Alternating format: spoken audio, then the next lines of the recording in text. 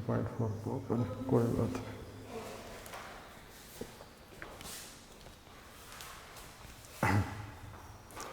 Welcome students, स्वागत है आपका हमारे केमिस्ट्री चैनल केमिस्ट्री टॉक्स में। पिछले लेक्चर में हमने पढ़ा था एलिमेंट्स एंड इट्स क्लासिफिकेशन। हम पढ़ रहे थे केमिकल क्लासिफिकेशन ऑफ मैटर। हमने मैटर को 3 टाइप से क्लासिफाई किया था।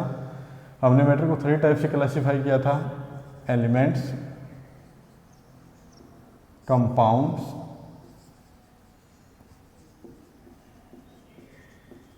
और मिक्सचर। एलिमेंट्स को हमने पिछले लेक्चर में पढ़ लिया। एलिमेंट की जो टाइप्स हैं उसको भी हमने पढ़ लिया। आज हम स्टडी करेंगे कंपाउंड्स क्या होते हैं एंड कंपाउंड्स को कैसे क्लासिफाई किया जा सकता है, मिक्सचर्स कौन से होते हैं एंड मिक्सचर को कैसे क्लासिफाई किया जा सकता है। सबसे पहले हम पढ़ते हैं कंपाउंड्स को। कंपाउंड्स कौन से होते हैं, कंपाउंड्स क्या हैं? इट इज ग्रुप ऑफ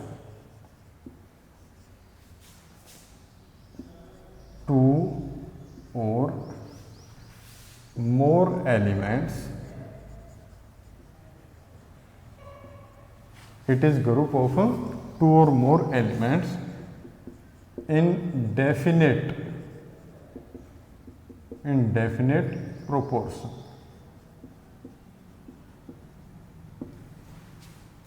ठीक है। कंपाउंड्स क्या होते हैं? जब 2 या 2 से ज़्यादा एलिमेंट्स एक डेफिनेट प्रोपोर्शन का मतलब है फिक्स रेशियो। जब 2 या 2 से ज़्यादा एलिमेंट्स फिक्स रेशियो में एक दूसरे के साथ मिलते हैं, कंबाइन करते हैं, तो उसको हम क्या बोलते हैं? कंपाउंड बोलते हैं। फॉर एग्जांपल H2O वाटर एक कंपाउंड है। अब इसके अंदर 2 एलिमेंट हैं, हाइड्रोजन और ऑक्सीजन, और इनके कंबाइन करने का रेशियो, इसके 2 एटॉमिक मास यूनिट हैं तो इसके 16 एटॉमिक मास यूनिट हैं। इसके 2 ग्राम हैं तो इसके 16 ग्राम हैं, अगर ग्राम मोलिकुलर मास की बात करें तो। हाइड्रोजन और ऑक्सीजन, या फिर हम यूं कहें भाई इसमें 2 हाइड्रोजन के एटम हैं और 1 एटम ऑक्सीजन का है, ये पार्टिकुलर रेशियो है। जब इसी रेशियो में ये एक दूसरे के साथ कंबाइन करेंगे तो वाटर बनेगा। अगर ये रेशियो डिस्टर्ब हो जाता है तो कोई और ही कंपाउंड बन जाएगा। फिर मान लिया हमने रेशियो चेंज कर दिया, हमने हाइड्रोजन भी 2 कर दिए, ऑक्सीजन भी 2 कर दिए, जिसके 2 ग्राम है वो इसके 32 ग्राम्स के साथ अगर डिवाइड करते हैं, या फिर इसके 2 एटॉमिक मास यूनिट इसके 32 एटॉमिक मास यूनिट के साथ कंबाइन करते हैं, तो हमारा कंपाउंड चेंज हो गया। इसको हम हाइड्रोजन पर ऑक्साइड बोलते हैं। ठीक है। रेशियो चेंज होते ही कंपाउंड चेंज हो जाता है, तो इसीलिए हमने कहा फिक्स प्रोपोर्शन। अगर हमें कोई पार्टिकुलर कंपाउंड बनाना है तो उसमें जुड़ने वाले जो एलिमेंट्स हैं उनको उसी पार्टिकुलर रेशियो में कंबाइन करना पड़ेगा, तभी हमारा जो कंपाउंड है वो बनेगा। मान लिया हमारे पास एलिमेंट है सल्फर और ऑक्सीजन, सल्फर और ऑक्सीजन। अब हमने इनको कंबाइन करके SO2 बनाया। अगर हमने रेशियो चेंज कर दिया, एक एलिमेंट इसका है और 1 एटम इसका है, 2 एटम इसके हैं, हमारा कंपाउंड बना SO2। अगर हमने रेशियो चेंज कर दिया 1:3 का कर दिया तो क्या बन जाएगा? SO3। ये सल्फर डाइऑक्साइड थी, ये सल्फर ट्राइऑक्साइड बन जाएगी। कार्बन और ऑक्सीजन है, 1:1 के रेशियो में हमने कंबाइन कराए, इसके 12 ग्राम इसके 16 ग्राम हमने कंबाइन करवाई, तो ये बनता है कार्बन मोनोऑक्साइड, ये मोनोऑक्साइड है। अगर हमने रेशियो चेंज कर दिया, इसके 12 ग्राम अगर इसके 32 ग्राम के साथ कंबाइन करते हैं तो ये डाइऑक्साइड बन जाता है, ये कार्बन डाइऑक्साइड हो गया। इसका मतलब अगर हमने रेशियो को फिक्स नहीं रखा, अगर हमने रेशियो को चेंज कर दिया तो हमारा जो कंपाउंड है कंपाउंड भी चेंज हो जाता है, तो उसको हम क्या बोलते हैं। तो इसका मतलब कंपाउंड के अंदर क्या है, डेफिनेट प्रोपोर्शन है, एलिमेंट का जो प्रोपोर्शन है वो डेफिनेट है, एलिमेंट का जो रेशियो है वो क्या है, फिक्स है। तो कंपाउंड्स क्या हैं, compounds it is a group of 2 और more elements in a definite proportion और डेफिनेट रेशियो। तो एग्जांपल हमने पढ़ी H2O, H2O2, CO, CO2, SO2, SO3, तो ये सारे के सारे किसके एग्जाम्पल है, कंपाउंड के एग्जाम्पल है। इनके अंदर जो प्रोपोर्शन है इनके एलिमेंट्स का वो क्या है, फिक्स है। अब कंपाउंड्स कितने टाइप के होते हैं, कंपाउंड को क्लासिफाई करेंगे तो कंपाउंड्स 2 टाइप के होते हैं। 2 टाइप के कंपाउंड्स होते हैं, ऑर्गेनिक कंपाउंड, ऑर्गेनिक कंपाउंड, और दूसरा है इनऑर्गेनिक कंपाउंड। दूसरा क्या है, इनऑर्गेनिक कंपाउंड्स। अब ऑर्गेनिक कंपाउंड्स क्या है, ऑर्गेनिक कंपाउंड्स सबसे पहले हम देखें इनकी क्लासिफिकेशन, क्लासिकल डेफिनेशन क्या थी। क्लासिकल डेफिनेशन पहले इनको कैसे डिफाइन किया जाता था। पहले हम कहते थे वो एलिमेंट्स, वो compounds which are found in nature, जो प्रकृति के अंदर जो पाए जाते हैं ना जो कंपाउंड्स, उनको हम ऑर्गेनिक कंपाउंड्स बोलते हैं। अब नेचर के अंदर क्या होते हैं, animal and plants, animal and plants. तो ये एनिमल के अंदर और प्लांट्स के अंदर पाए जाते हैं, तो ऐसे कंपाउंड्स को हम क्या बोलते हैं, ऑर्गेनिक कंपाउंड बोलते हैं। विटामिन है, प्रोटीन है, CH4 है, तो ये सारे के सारे क्या हैं, ऑर्गेनिक कंपाउंड्स हैं। इनऑर्गेनिक कंपाउंड किसको बोलते हैं, ये तो थी क्लासिकल डेफिनेशन, लेकिन आजकल हम क्या बोलते हैं, ऐसे कार्बन के जो कंपाउंड्स हैं ना, compounds containing carbon, compounds containing carbon, वो कंपाउंड जिनके अंदर कार्बन होता है उनको हम क्या बोलेंगे, ऑर्गेनिक कंपाउंड बोलेंगे। और सिंपल कार्बन भी हम नहीं कह सकते, कार्बन और हाइड्रोजन जिसमें होता है, मतलब जो हाइड्रोकार्बन है, हाइड्रोकार्बन, उन हाइड्रोकार्बन को ही ऑर्गेनिक कंपाउंड बोलते हैं। अब कार्बन तो CO और CO2 के अंदर भी है, लेकिन ये इनऑर्गेनिक कंपाउंड है। तो जो ठीक डेफिनेशन है उसमें हम क्या कहेंगे, कार्बन और हाइड्रोजन जिसके अंदर दोनों चीजें हैं ना, उनको हम क्या बोलते हैं, ऑर्गेनिक कंपाउंड्स बोलते हैं। मीथेन, इथेन, ब्यूटेन, प्रोपेन, और हमने बताया प्रोटीन, विटामिन, ये सारे के सारे क्या हैं, ऑर्गेनिक कंपाउंड्स हैं।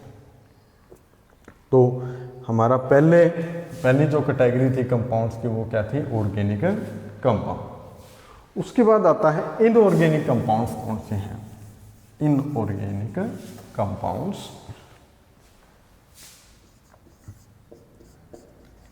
Inorganic compounds.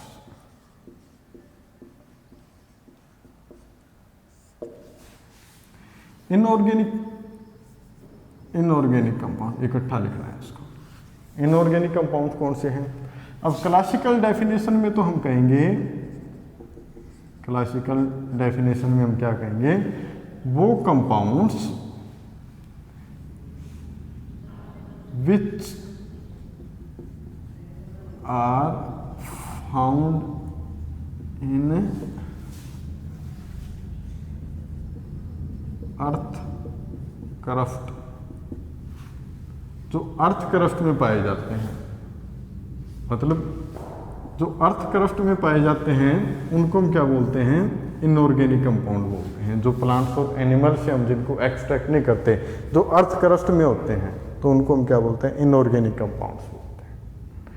लेकिन ये जो डेफिनेशन थी ये सफिशिएंट नहीं थी, तो आज हम क्या बोलते हैं, compounds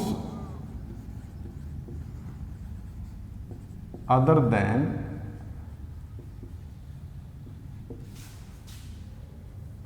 compounds of other elements except carbon. Carbon को छोड़ के बाकी जितने भी एलिमेंट्स हैं उनके जो कंपाउंड हैं उनको हम क्या बोलते हैं, इनऑर्गेनिक कंपाउंड बोलते हैं। कार्बन को छोड़ के बाकी जो भी एलिमेंट है, जितने भी एलिमेंट्स हैं उनके जो कंपाउंड्स हैं उनको हम क्या बोलते हैं, इनऑर्गेनिक कंपाउंड्स बोलते हैं। For example H2SO4 sulphuric acid, HCl, HNO3, K2Cr2O7, KMNO4, तो ये सारे के सारे क्या हैं, इनऑर्गेनिक कंपाउंड्स हैं। इनके अंदर किसी में भी कार्बन प्रेजेंट नहीं है। तो कार्बन को छोड़ के बाकी जो एलिमेंट्स हैं उनके जो कंपाउंड है उनको हम क्या बोलेंगे, इनऑर्गेनिक कंपाउंड्स बोलते हैं उनको।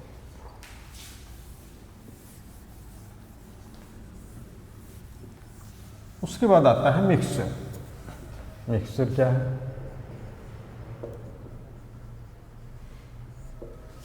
मिक्सचर्स क्या होते हैं, it is a group of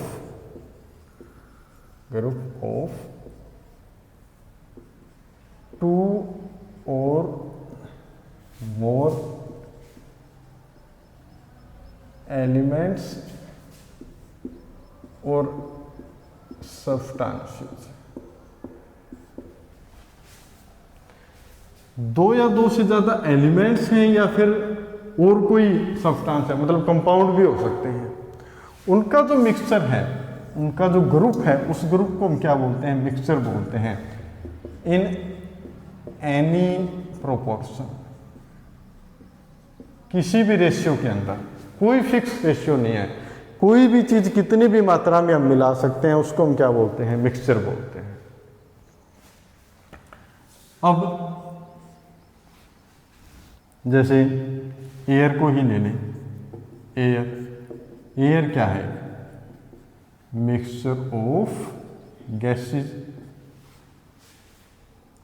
अच्छा, एक बात और है इसमें, नॉन रिएक्टिंग होने चाहिए। नॉन रिएक्टिंग जो सब्सटेंस है वो नॉन रिएक्टिंग है, आपस में रिएक्शन ना करें, तो group of two or more non reacting elements या फिर जो substances in any proportion is called mixture. तो जो एयर है, एयर क्या है, मिक्सचर ऑफ गैसेज है। इसके अंदर नाइट्रोजन है, ऑक्सीजन है, कार्बन डाइऑक्साइड है, आर्गन है, दूसरी जो गैसेज हैं स्मॉल अमाउंट्स के अंदर वो प्रेजेंट है। तो कोई फिक्स नहीं। अब हम बचपन से पढ़ते आए थे नाइट्रोजन 78% है, ऑक्सीजन 21% है, लेकिन अब ऑक्सीजन की मात्रा कम हो गई है थोड़ी बहुत पॉइंटों में, और ये 0.03 पढ़ते आए थे ये स्मॉल अमाउंट के अंदर, ये भी चेंज हो गई है। तो अब ये तो नहीं है ना भाई, अब भी एयर नहीं रही है, कुछ और ही होगी, है तो एयर ही। तो एयर क्या है, मिक्सचर ऑफ एलिमेंट्स और अदर सब्सटेंस, नॉन रिएक्टिंग है और इन एनी प्रोपोर्शन, किसी भी प्रोपोर्शन में है, कोई फिक्स प्रोपोर्शन नहीं है, तो उसको हम क्या बोलते हैं, मिक्सचर बोलते हैं। फॉर एग्जाम्पल दूसरा ले लेते हैं, जैसे आप घर में नींबू पानी पीते हो, लेमन वाटर, वो क्या है, मिक्सचर ही तो है। अब लेमन वाटर के लिए हमने कोई क्वांटिटी तो फिक्स की नहीं हुई भाई, अगर लेमन वाटर बनाते हैं तो उसके अंदर इतना पानी लेना है, इतना उसके अंदर नींबू डालना है, नींबू का रस डालना है, इतना उसके अंदर चीनी डालनी है, इतना इसके अंदर नमक डालना है। कोई भी चीज़ फिक्स नहीं है, वो टेस्ट के अकॉर्डिंग है। किसी को ज़्यादा मीठा पसंद है, किसी को ज़्यादा नमकीन पसंद है, किसी को ज़्यादा खट्टा पसंद है, जो जैसा पीता है वैसा ही उसी हिसाब से हम बना देते हैं। किसी को खट्टा पसंद है, नींबू ज़्यादा डाल दिया, किसी को मीठा ज़्यादा पसंद है, हमने चीनी ज़्यादा डाल दी। तो ये तो नहीं है ना भाई वो लेमन वाटर ही नहीं रहता, फिर है तो लेमन वाटर ही, लेकिन वो क्या है, अकॉर्डिंग टू टेस्ट है। टेस्ट के साथ साथ उसके जो इंग्रेडिएंट्स हैं उनकी अमाउंट चेंज हो जाती है, तो उसको हम क्या बोलते हैं, मिक्सचर बोलते हैं। मड, कीचड़, उसके अंदर सैंड प्रेजेंट है, सोयल प्रेजेंट है, उसके अंदर हस्क घास फूस जो होता है वो प्रेजेंट है, उसके अंदर पेबल्स कंकड़ प्रेजेंट हो सकते हैं, उसके अंदर वाटर प्रेजेंट है, पेबल्स है, वाटर है, हस्क है, सैंड है, सोयल है। तो इन सभी का जो मिक्स ग्रुप है उसको हम क्या बोलते हैं? मड बोलते हैं। अब ये तो है नहीं भाई, मड बनाना है तो उसके अंदर इतना पानी लेके इतनी मिट्टी डालनी है, इतने उसमें कक्कड़ डालने हैं और उतना उसके अंदर घास फूस डालना है तो ही मड बनेगा। अब कीचड़ सड़कों पे तुमने देखा होगा पड़ा रहता है, तो उसमें कोई पार्टिकुलर क्वांटिटी तो होती नहीं, कीचड़ तो कीचड़ है, उसके अंदर वेरी कर सकती है, कभी पानी ज़्यादा हो सकता है, कभी उसके अंदर मिट्टी ज़्यादा हो सकती है जब पानी इवेपोरेट हो जाता है। तो group of 2 or more non reacting substances in any proportion is called mixture. अब मिक्सचर को क्लासीफाई करेंगे, मिक्सचर को कितने पार्ट्स में डिवाइड किया जा सकता है, कितने टाइप्स में डिवाइड किया जा सकता है? तो 2 टाइप के मिक्सचर होते हैं अपने पास, होमोजेनस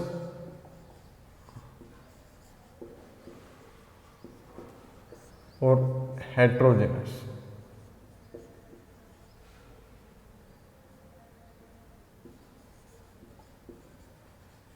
होमोजेनस और हेट्रोजेनस।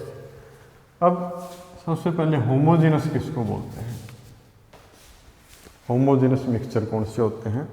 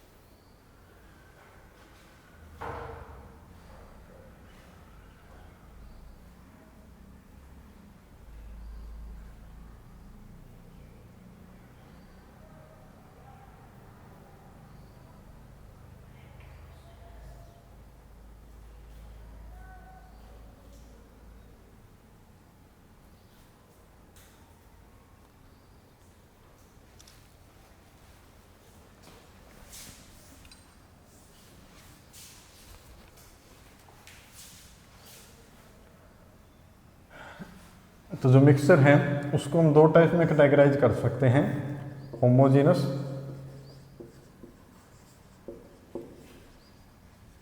और हेट्रोजेनस।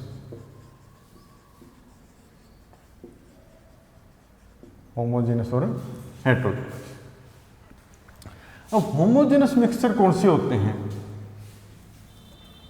होमोजेनस मिक्सचर होते हैं which have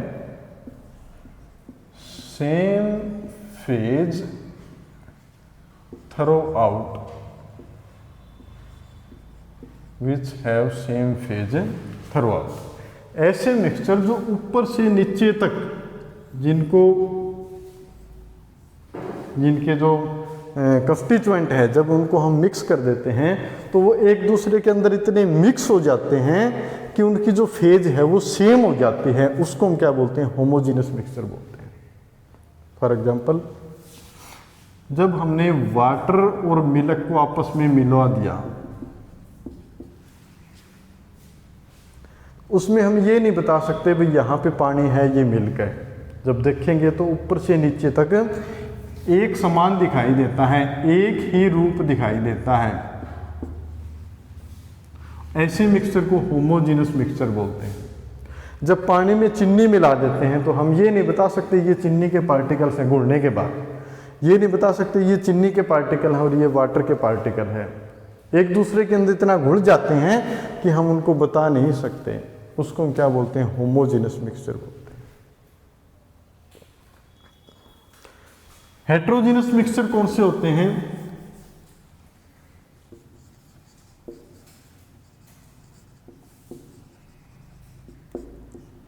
which do not have same phase through out.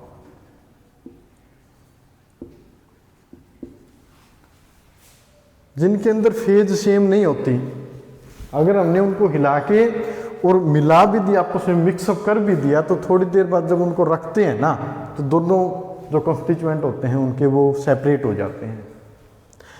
Homogeneous mixture में दोनों कंस्टिट्यूएंट सेपरेट नहीं होते, चाहे उनको कितनी भी देर हम छोड़ दें। अगर उनके कंस्टिट्यूएंट को हमें अलग करना है तो उनको सिंपल तरीके से सेपरेट नहीं किया जा सकता, जबकि यहाँ ये सेटल डाउन हो जाते हैं, उनके जो कंस्टिट्यूएंट होते हैं वो थोड़ी देर में एक दूसरे से सेपरेट हो जाते हैं, अलग अलग हो जाते हैं। आपने लस्सी और पानी का मिक्सचर देखा होगा, अगर थोड़ी देर छोड़ देते हैं, पानी ऊपर आ जाता है और जो लस्सी है वो नीचे बैठ जाती है। It means that is heterogeneous mixture. अगर आपके पास मिट्टी का तेल है और उसके अंदर हमने पानी मिला दिया, उसको अच्छे से हमने मिक्स कर दिया, थोड़ी देर के बाद छोड़ देते हैं, पानी नीचे होता है, तेल ऊपर होता है। हम देख के बता देते हैं भाई ये पानी है और ये इतना इसके अंदर तेल है, बीच में एक बाउंड्री आ जाती है। ऐसे मिक्सचर को हम हेटेरोजेनस मिक्सचर बोलते हैं। तो होमोजेनस मिक्सचर सेम फेज में होते हैं, हेटेरोजेनस मिक्सचर सेम फेज में नहीं होते। स्मोक है, स्मोक हेटेरोजेनस मिक्सचर, क्योंकि उसके अंदर जब अलग अलग ईंधन जलते हैं ना, अपने पास जब फ्यूल होता है तो उसके अंदर कुछ और चीज़ें, जैसे उसमें सल्फर के पार्टिकल्स हो सकते हैं, उसके अंदर कार्बन के पार्टिकल्स तो होते हैं, कुछ और पार्टिकल्स भी हो सकते हैं, जो सारे जलते हैं तो अलग अलग टाइप का जो धुआं है उसके पार्टिकल्स हैं वो निकलते हैं। ब्लैक भी होता है उसके अंदर, ब्राउन भी होता है, वाइट भी होता है, तो वो क्या है, हेटेरोजेनस मिक्सचर है। तो ये था अपने पास compound and mixture and its classification. तो अगर हमारा लेक्चर पसंद आया हो तो हमारे चैनल को सब्सक्राइब करें एंड इसको शेयर भी करें और बेल आइकन को दबाना मत भूलें, ताकि अगली क्लास का जो नोटिफिकेशन आप तक पहुंच जाए।